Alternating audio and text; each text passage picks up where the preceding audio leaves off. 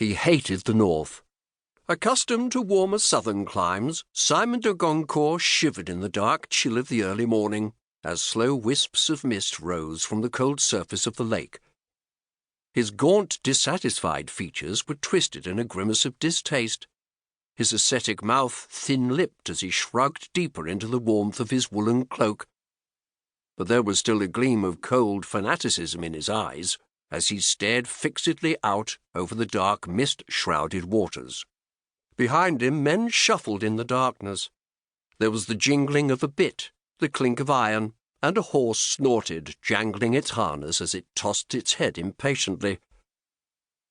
A pale edge of light touched the dark cloud high above the encircling hills, the first hint of dawn, and something vague and indistinct moved on the surface of the shrouded waters.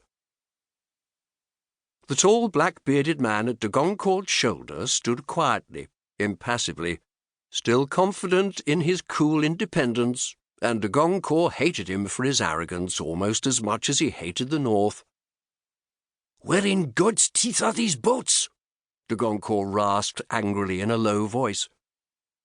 The tall man, Sir Robert Moray, representative of Bishop Lamberton of St. Andrews, and openly hostile to the will and intentions of his companion, nodded coldly. "They're coming. Have patience." Patience? Simon de Goncourt's mouth twisted angrily.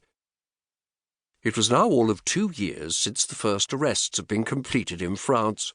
A swift, striking campaign carried out in utter secrecy and with an efficiency for which he himself had taken credit and for which he had received due reward from Philippe the Fair. Throughout the country in the early morning hours, men-at-arms had broken into the chapels and the chantries, the houses, the treasuries, and the churches, and carried out the arrests. 2 years since the first arrests, and more than 3 months since the English king had at last cast aside his infuriating, dilatory, prevaricating, vacillating tendencies and issued his own decree after pressure from Philippe the Fair and the Holy Father in Avignon. But only now had the first moves been made in Scotland. Only now were they near to striking at the viper's nest in the north. He glowered, conscious of the powerful presence of the man at his shoulder, aware of the restraining influence that Moray hoped to bear, angry and determined that he would not be balked at this last hurdle.